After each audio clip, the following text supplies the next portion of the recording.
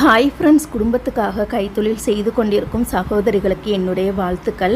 இன்றைக்கி காலையில் 9:30 தான் நான் கடையை ஓப்பன் பண்ணின உடனே பார்த்தீங்கன்னா நான் கொண்டுட்டு வந்திருக்கக்கூடிய அந்த லஞ்ச் பேக்கு அப்புறம் கட்டப்பை எல்லாத்தையுமே தனியாக ஒரு இடத்துல வச்சுட்டு அதுக்கப்புறமா க்ளீனிங் ஒர்க்கு தான் நான் பார்த்துக்கிட்டு இருந்தேன். நைட்டு தச்சு முடிச்சுட்டு கடையை க்ளோஸ் பண்ணும்போது எதையுமே நான் க்ளீன் பண்ண மாட்டேன். காலையில் வந்ததுக்கப்புறம் தான் க்ளீனிங் ஒர்க் நான் ஸ்டார்ட் பண்ணுவேன்.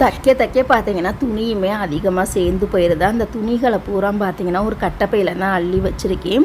அதை அப்படியே துணியாக சேர்ந்ததுக்கப்புறமா தலானியாக தச்சு யார்ட்டையாச்சும் கொடுத்துடலாம் அப்படின்னு சொல்லிட்டு அள்ளி வச்சுருக்கேன். வீட்டில் இருந்து வரும்போது அந்த ஆயில் கேனை மறந்துடாமல் எடுத்துகிட்டு வந்துட்டு க்ளீன் பண்ணுறதுக்கு முன்னாடியே அந்த மிஷினில் ஆயிலை ஊற்றிட்டேன். அப்போ தான் ஒரு 1/4 மணி நேரம் கழித்து நம்ம தைக்கிறதுக்கு ஈஸியாக இருக்கும்னு சொல்லிட்டு ஆயிலை ஊற்றி ஊற வச்சுட்டேன். அதுக்கப்புறமா விளக்கேற்றி சாமி கும்பிடலாம் அப்படின்னு சொல்லிட்டு அகல் விளக்கில் தான் எண்ணெயை ஊற்றி திரியை போட்டுக்கிட்டு இருக்கேன்.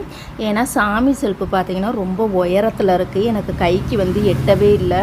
அதனால் தனியாக அகல் தீபத்தில் எண்ணெய் திரி போட்டு விளக்கு ஏற்றிட்டேன். அதுக்கப்புறமா எடுத்து முருகர் முன்னாடி நான் வச்சுருவேன். ஏன்னா இந்த மாதிரி தான் நான் 2 நாளாக பண்ணிக்கிட்டு இருக்கேன். இங்கே கடையிலே பார்த்தீங்கன்னா பத்தி, சூடம், சாம்பிராணி, அப்புறம் எண்ணெய், திரி, தீப்பெட்டி எல்லாமே கடையில் ஒரு செட்டு நான் தனியாகவே வச்சுட்டு வீட்டில் தனியாக இருக்குது. அப்போ தான் நம்மளுக்கு ஈஸியாகவே இருக்கும். பத்தி ஸ்டாண்டு மட்டும்தான் எடுத்துகிட்டு வர மறந்துட்டேன். அது நாளைக்கு வரும்போது தான் எடுத்துகிட்டு வரணும். அப்புறமா நானுமே முருகரை நல்லா பிரார்த்தனை பண்ணிவிட்டு வேல்மாறல் மந்திரத்தை மொபைலில் போட்டுட்டு பாட்டு கேட்டுகிட்டே துணியை கட் பண்ணிவிட்டு தைக்கிறதுக்கு நான் ஸ்டார்ட் பண்ணிட்டேன். அந்த வேல்மாறல் மந்திரம் கேட்டுகிட்டே இன்றைக்கி தச்சனாலேயே பார்த்திங்கன்னா ஒரு கஸ்டமர் வந்தாங்க. அவங்க பார்த்திங்கன்னா என்னோட ரெகுலர் கஸ்டமர் தான்.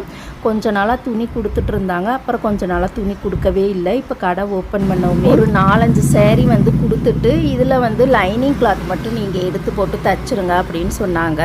அப்போனா நான் கடையை க்ளோஸ் பண்ணிவிட்டு நைட்டு தான் கடையில் போய் எடுத்துகிட்டு வரணும் அப்படின்னு நான் சொல்லியிருந்தேன். எனக்கு இன்னும் 1 வாரத்தில் கொடுத்துருங்க அப்படின்னு சொல்லியிருந்தாங்க. இன்றைக்கி வெள்ளிக்கிழமை, இப்போ அடுத்த வாரம் வெள்ளிக்கிழமை வாங்கிக்கோங்க அப்படின்னு சொல்லிட்டு அவங்களுமே ஓகேன்னு சொல்லிட்டு அந்த ட்ரெஸ் எல்லாம் கொடுத்துட்டு கிளம்பிட்டாங்க. நெக்ஸ்ட் வீடியோவில் அவங்க என்னென்ன ட்ரெஸ் கொடுத்தாங்கங்கிறத நான் அப்லோடு பண்ணுறேன். அப்புறமா ஒரு சப்ஸ்கிரைபர் அந்த கடையை வெளியில் நின்ன மணிக்கு ஒரு வீடியோ எடுத்து அனுப்புங்க அப்படின்னு சொல்லியிருந்தாங்க.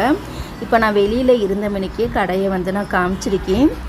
வீடியோ பிடிச்சா லைக் பண்ணுங்கள். மறக்காமல் நம்ம சேனலை சப்ஸ்கிரைப் பண்ணாதவங்க சப்ஸ்கிரைப் பண்ணிவிட்டு பாருங்கள். தேங்க்யூ.